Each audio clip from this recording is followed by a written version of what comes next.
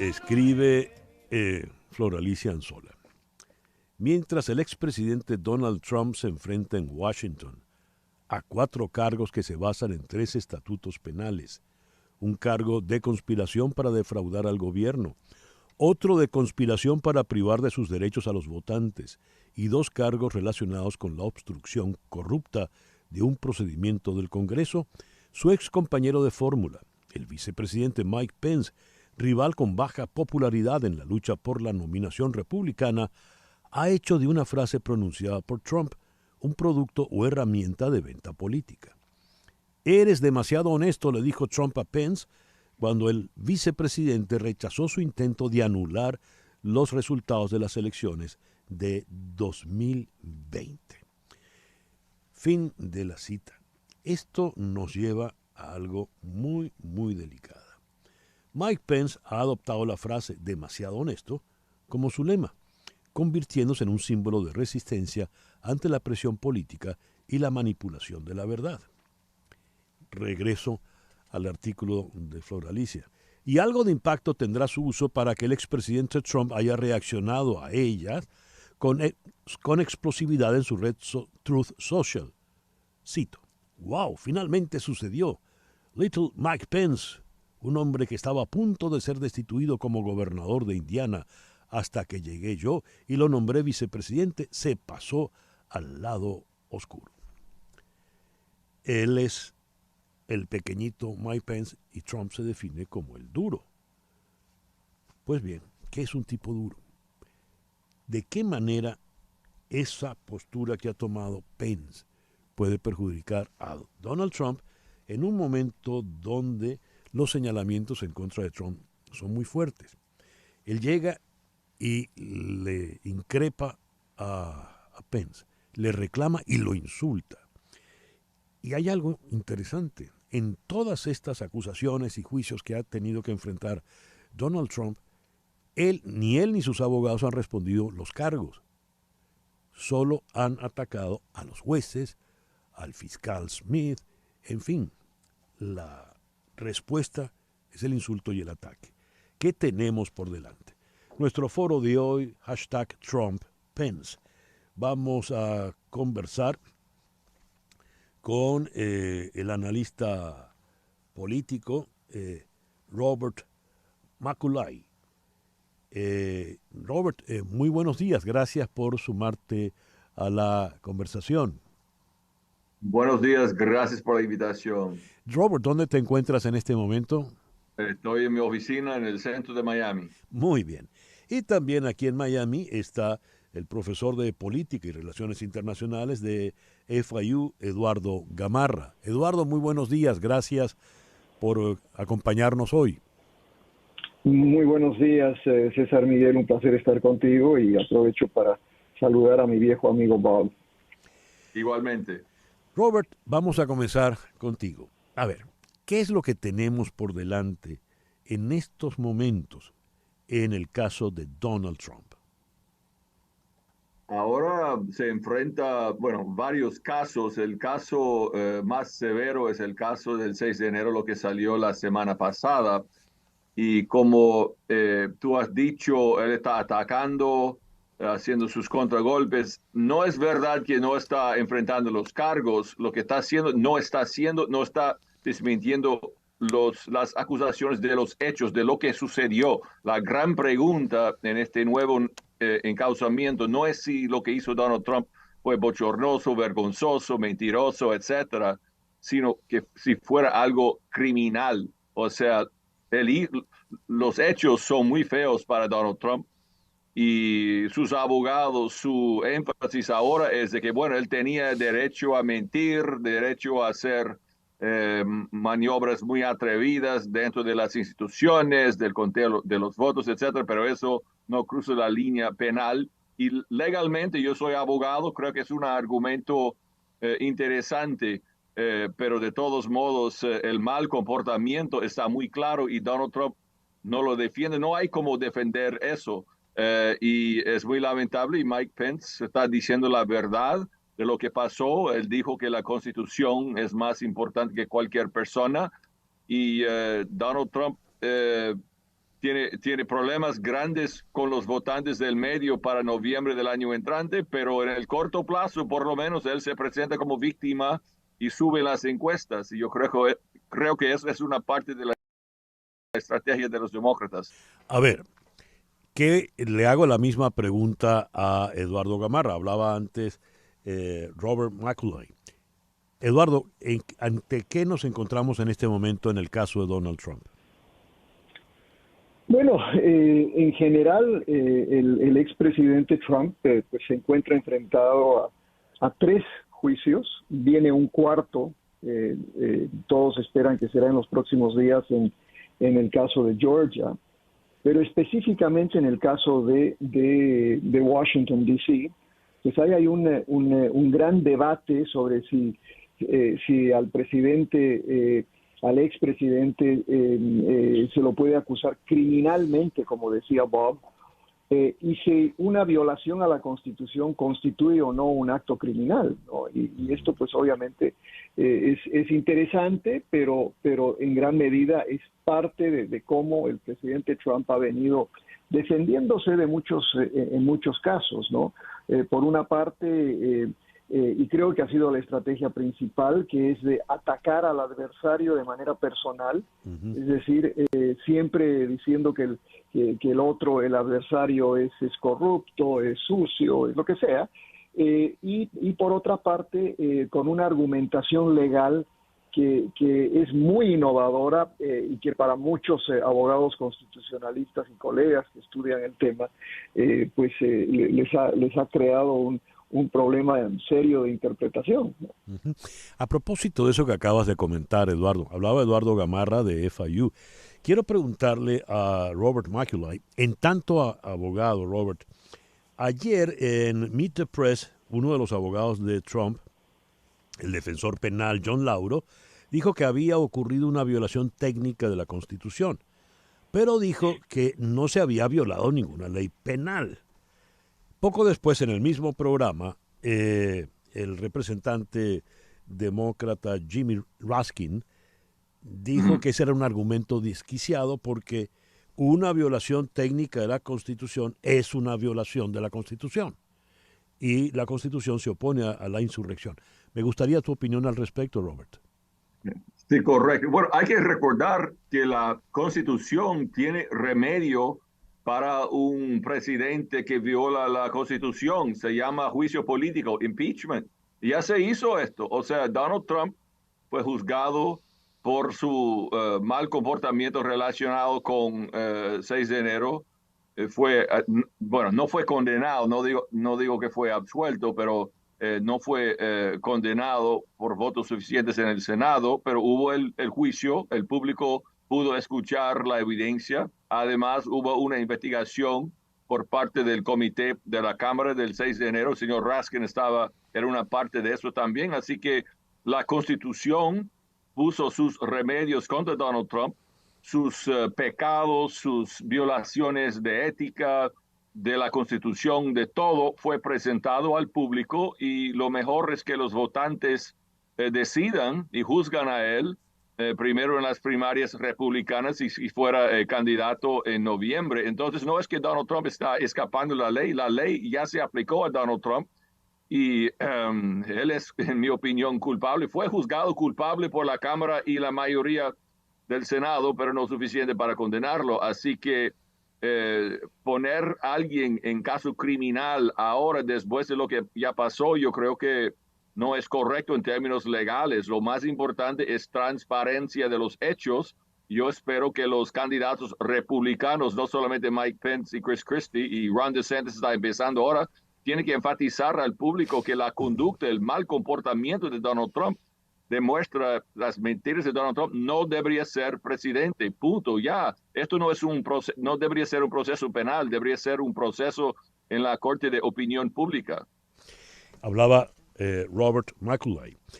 Quiero hacerle una pregunta a Eduardo Gamarra, porque así como procede en contra de Donald Trump, su anterior segundo a bordo, el ex vicepresidente, el otro que fue fundamental en los últimos tiempos de su administración fue el fiscal general William Barr. Y Bill Barr ahora, pues, quiebra las lanzas y está frontalmente en contra de Trump. De hecho, ayer en Face the Nation, en CBS, le preguntaron, ¿usted declararía en un juicio contra Trump? Por supuesto que sí. ¿Qué implica la postura de Barr y de qué manera puede complicarle la situación a Donald Trump? Eduardo. Sí, mira, hay varios exfuncionarios del gobierno del expresidente Trump que están básicamente en la misma posición de Barr, y pues muchos de ellos se supone que van a ser testigos en la variedad de juicios que existen en contra de Donald Trump, pero particularmente en el de Washington, D.C. Esto puede tener más que nada consecuencias serias en términos de si se lo encuentra culpable o no, particularmente en Washington. Sin embargo, ya políticamente hablando, creo que es donde en realidad pues es mi experticio, ¿no? Políticamente, todos estos exfuncionarios más bien son mal vistos dentro del Partido Republicano. Un partido cuyo más o menos el 55% dice estar con el presidente Trump y que no le ven pecado alguno y más bien ven esto como una persecución política. A propósito de eso, es lo que había apuntado previamente Robert, en el sentido de mientras más se le carga a Donald Trump, por lo visto su popularidad crece. Pregunto, Robert, el hecho de que los funcionarios más allegados a Donald Trump ahora, en su mayoría, estén en su contra, mostrando evidencias, ¿no les da cierta autoridad en medio de esta discusión? ¿Y por qué ahora se les considera traidores y el republicano mayoritario no deja de estar de frente con Donald Trump? En este momento, Donald Trump se presenta como víctima de un sistema judicial de doble estándar, y él puede con razón mostrar la corrupción de la familia Biden, de la censura del laptop de Hunter Biden, las mentiras de los 51 notables veteranos del servicio de inteligencia para encubrir todo ese escándalo de corrupción antes de la elección. O sea, él tiene muchos argumentos, que Hillary escapó después de borrar 33,000 emails. O sea, esta gente ve que Donald Trump, menos importante para muchos republicanos es el hecho de que Donald Trump puede ser culpable, puede ser, pero es que él está siendo encausado, perseguido, acosado, mientras los demócratas culpables están escapando sin nada. Y claro que este acuerdo de Hunter Biden, ahora hay los denunciantes del IRS, etcétera, etcétera. Entonces, en este contexto, dice, ok, Donald Trump tiene sus pecados, sus problemas, pero tenemos que luchar contra el enemigo. Yo no estoy de acuerdo con ellos. Yo creo que hay que ser justo en ambos lados. Un lado que escapa no justifica lo que pasa del otro lado, pero es verdad que esto existe, y Donald Trump por ahora está utilizando cada encauzamiento como combustible para ayudarle dentro de las primarias. Estoy de acuerdo con Eduardo de que incluso no solamente los encauzamientos, cuando Bill Barr denuncia a Donald Trump o Mike Pence denuncia a Donald Trump basado en la verdad, y no es que solamente están haciendo esto desde ahora. Bill Barr lo denunció y se renunció en diciembre de 2020 porque él dijo, yo revisé las pruebas, no hay pruebas de elección robada, esto no es legítimo. Y él dijo la verdad, y él es un republicano muy bueno. Donald Trump benefició mucho de sus chaperones, los hombres serios, entre cuales eran Mike Pence, Bill Barr, Mike Pompeo, sus asesores económicos iniciales, etcétera. Él tenía gente, John Kelly de los generales, él tenía gente seria trabajando con él, y por eso él tenía bastante éxito. Pero en este momento, lamentablemente, la mayoría de los republicanos están enfocando su lealtad a una persona que es el candidato más débil para la elección general, es el candidato que los demócratas quieren tener, por eso lo están acosando tanto con estos procesos legales. Es muy cínicos. Ellos tienen miedo a Ron DeSantis y los demás candidatos, pero puede ser que el efecto acumulado de tantas acusaciones va a estimular, y ahora hay un debate ahorita el 23 de agosto, que los otros candidatos por fin se presentan diciendo que Donald Trump, sea criminal o no, no es adecuado, no merece ser presidente. Y Mike Pence lo va a decir, Chris Christie lo va a decir. Ayer Ron DeSantis dijo que Donald Trump perdió. Finalmente está diciendo la verdad de eso. Entonces, puede ser, ahora vamos a ver lo que hacen los demás candidatos. Pero por ahora Donald Trump aprovecha de esta situación. Bien, vamos a hacer una pequeña pausa y al regreso vamos a ocuparnos precisamente de lo que plantea Robert McCauley. ¿Qué ocurre dentro del Partido Republicano para escoger su abanderado presidencial y qué puede ocurrir entonces ya en la campaña presidencial del 2024? Nuestro foro en la mañana de hoy, #TrumpPence. Una pequeña pausa y ya regresamos. Esto es En Conexión Radio por Éxito 107.1 FM en Miami. Una pausa y regresamos con César Miguel Rondón en Conexión Radio. Las noticias de este momento en Conexión Radio. ¿Y cuáles son las noticias en este momento, Flor Alicia? Bueno, César Miguel, Rusia retoma su programa lunar, nos dice EFE, abandonado durante décadas con el lanzamiento el próximo viernes 11 de agosto de la nave espacial Luna 25. Esto lo anuncia la agencia espacial rusa Roscosmos. El lanzamiento del cohete portador Soyuz 2.1 con un bloque propulsor Fregat y la estación automática Luna 25 está previsto para el 11 de agosto a las 2:10 de la madrugada, hora de Moscú. Luna 25 se diferencia radicalmente de sus antecesores respecto a su alunizaje. Las estaciones lunares rusas alunizaban en la zona ecuatorial. La nueva estación alunizará en una zona polar con un relieve accidentado, según indicó Roscosmos. Gracias, Flor Alicia. 17 minutos de la mañana, regresamos a nuestro foro #TrumpPence. Leo esta noticia. El gobernador de Florida, Ron DeSantis, que lucha contra la creciente apatía y el escepticismo de los donantes, advierte en una nueva entrevista que si las elecciones de 2024 no se tratan del 20 de enero de 2025, sino del 6 de enero de 2021, o qué documento se dejó en el inodoro de Mar-a-Lago, si es un referéndum sobre eso, vamos a perder.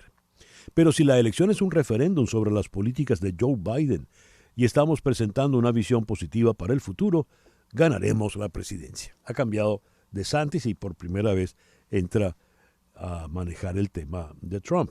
Había quedado en el aire antes de la pausa comercial entrar a analizar la situación del Partido Republicano y su eventual abanderado para las elecciones del 2024. Comencemos con Eduardo Gamarra. ¿Cuál es tu impresión, Eduardo? Bueno, César Miguel, me parece, ¿no?, que la presencia de Trump es tan abrumadora en el contexto republicano que básicamente ha minimizado la posibilidad de que particularmente DeSantis no tenga posibilidades de llegar a ser el nominado. Eso no desmerita que él sea el que tiene mayor aceptación entre el electorado republicano, pero a la vez hay algo muy curioso de DeSantis, ¿no? Un individuo que ganó de manera abrumadora las elecciones de medio término en noviembre del año pasado, pero que ha visto su caudal político básicamente desaparecer.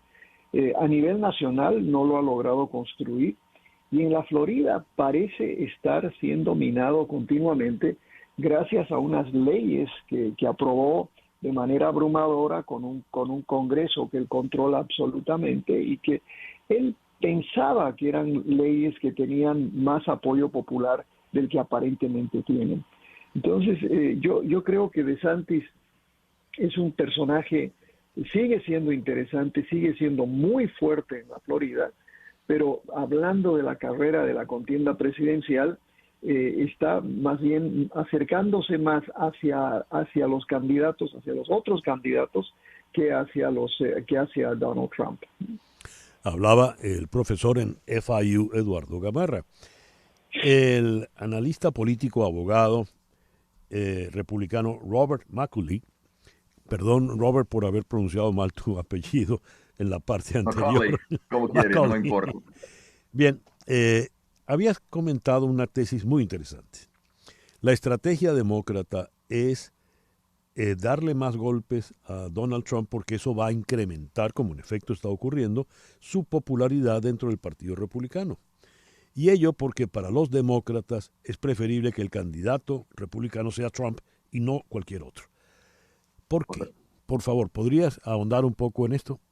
No, eso es la realidad. Donald Trump es un hombre que ganó la presidencia en 2016 por la casualidad de ese laptop de Anthony Weiner que salió al fin. Hillary fue una candidata horrible, pero todavía perdió el voto popular. Pero desde 2016, Donald Trump es un perdedor consistente en las elecciones nacionales y congresionales, ¿no? En 2018, los demócratas tomaron la Cámara y básicamente Ron DeSantis ganó por un hilo el gobernador en 2018 por el rechazo a Donald Trump. 2020 sabemos lo que pasó. Él perdió a Joe Biden, perdió el Senado en Georgia por su locura de atacar al Partido Republicano después de la elección. O sea, el 5 de enero fue un día muy malo. 6 de enero quizás peor para el país, pero Donald Trump perdió ahí y de ahí en 2022 en las elecciones congresionales los demócratas cínicamente dieron decenas de millones de dólares para promover los candidatos trumpistas, lo que llamamos los turkeys, los pavos, Herschel Walker, Dr. Oz, Blake Masters, etcétera, Don Bolduc en New Hampshire. O sea, los demócratas ayudaron a los trumpistas que fueron rechazados y por eso los republicanos perdieron el Senado y también en la Cámara ganaron por muy poco. Entonces, Donald Trump, el problema de Donald Trump es que él tiene su base muy fuerte y tiene muchos locutores en la prensa de la derecha que o lo apoyan por razones prácticas o se callan la boca cuando deberían hablar. O sea, Donald Trump es un hombre que es muy fuerte con minoría, pero no es un hombre popular. Su mal carácter, su mal comportamiento, su estilo, sus mentiras son impopulares, son tóxicos para los votantes del medio de los estados claves. Y en cada elección vemos esto. En Wisconsin en 2020 él perdió porque habían 40,000 republicanos votando republicano por Congreso, pero no por presidente. Entonces, los demócratas saben esto. Ellos quieren promover a Donald Trump. Y otra parte de eso es decir que Joe Biden es débil, o sea, dejando Joe Biden como candidato, como anzuelo. Joe Biden es viejo, decrépito, corrupto. Y de todos modos, Donald Trump puede decir, mira, a pesar de todo, yo estoy empatado en las encuestas. La realidad está empatado con Biden, dice que está ganando por mucho, y Barack Obama está filtrando que él dijo a Joe Biden, bueno, ten cuidado con Donald Trump, él te puede ganar. La realidad es que los demócratas quieren a Donald Trump, quieren decir que Joe Biden es débil para ayudar la campaña de Donald Trump, pero al fin y al cabo, si tengan éxito y Donald Trump agarra la nominación, los demócratas van a poner otro candidato que va a ser más fuerte en vez de Joe Biden. Esto es muy cínico, pero muy inteligente. Hablaba Robert McCauley. A ver, me gustaría tu opinión con relación a esta idea tan interesante que acaba de plantear Robert, Eduardo. Y me gustaría también preguntarte sobre el eventual escenario de repetir la elección anterior. Biden-Trump. Por favor, Eduardo. Sí, bueno, la tesis de Bob es interesante, es una tesis que ya mucha gente la maneja, ¿no? En términos generales eso se llama estrategia, ¿no? Y yo creo que en el contexto actual, particularmente por la evidente debilidad del presidente Biden, o sea, uno no tiene que ser muy perspicaz para ver, ¿no?, que el presidente Biden es un candidato muy débil, más que nada por su edad y por yo creo, su gran falla comunicacional. Y fíjese que tenemos una de las mejores economías que hemos tenido en décadas, ¿no? Y sin embargo le ha sido muy difícil vender esa idea. Ujú. A la vez tenemos un presidente que pues tiene acusaciones que el Partido Republicano las está utilizando, acusaciones contra la familia, y pues las está utilizando de una forma táctica más que nada. Ahora bien, yo creo que en un escenario Biden contra Trump, me parece, ¿no?, que las encuestas hoy en día todas están básicamente dentro del margen de error. Hay algunas, dos apenas, en las que lidera el expresidente Trump, pero creo que sería un escenario extraordinario, y sobre todo la gran capacidad que tiene Trump es él moviliza mucho a su base, pero también tiene la capacidad de movilizar a aquellos que están en contra de él. Esto lo señaló Bob hace un momento. Y sería una elección con una altísima participación, y en una altísima participación con rechazo a Trump. Yo creo que a pesar de la edad y de todos los otros bemoles que le asignan al presidente Biden, que los demócratas pues están mucho más interesados en que Trump sea el candidato. Ya. Se ha anunciado un eventual debate entre Ron DeSantis y el gobernador de California, Newsom. ¿Eso lo ve factible, Robert? Y si lo ve factible, ¿quién se va a interesar en él? Están hablando de hacer el debate en noviembre, yo creo, no está definitivo. Vamos a ver dónde estamos en noviembre. Obviamente estamos hablando de dos líderes de la próxima generación en ambos partidos, gobernadores de estados grandes, y sería interesante porque tienen filosofías distintas, son ambos muy inteligentes y serios. Pero vamos a ver dónde está Ron DeSantis en ese momento. Vamos a ver dónde está Joe Biden. Obviamente Gavin Newsom tiene ambiciones nacionales a ser presidente, pero por ahora está quedándose de lado, ¿no? Y esperando a Joe Biden. Y yo creo que muy importante va a ser ese debate en agosto 23 entre los candidatos republicanos. No sabemos si Donald Trump va a aparecer, pero yo creo que en ese momento él tendrá que enfrentar la verdad del 6 de enero y también de su conducta totalmente irresponsable y incompetente después de la elección de 2020. O sea, él escogió la batalla de decir que hay una elección robada cuando no tenía pruebas, y hasta ahora él sigue diciendo que la elección fue robada, sigue diciendo que Mike Pence tenía la autoridad bajo la Constitución de rechazar los votos electorales. O sea, Donald Trump sigue defendiendo esa posición irresponsable que llevó a cabo la derrota en Georgia, entregando el Senado a los demócratas. O sea, hay que entender, y bueno, yo entiendo, hay que enseñar a los republicanos que Donald Trump, aunque pelea, es el maestro de los autogoles. Él es el mejor activo del Partido Demócrata. Entonces, puede ser que si, dependiendo de cómo va el debate y la campaña, para noviembre vamos a ver si Ron DeSantis realmente está en la lucha con buen chance o si Donald Trump tiene todo ya amarrado. Ojalá que Ron DeSantis va a tener un chance para mostrar al país que es un hombre serio, una opción competente, disciplinado, honesto, una gran alternativa a Donald Trump. Y Gavin Newsom va a mostrar que si uno está de acuerdo con la gente izquierdista de Joe Biden, mejor tener a Gavin Newsom, y tal vez esto va a aumentar la presión de sacar a Joe Biden en el momento apropiado. Bien, ya para concluir, te dejo la palabra de cierre, Eduardo, por favor. Bueno, volviendo un poco al tema de que si Biden es el candidato idóneo para el Partido Demócrata y si Biden puede ganar especialmente contra un candidato más joven como un DeSantis u otro, ¿no?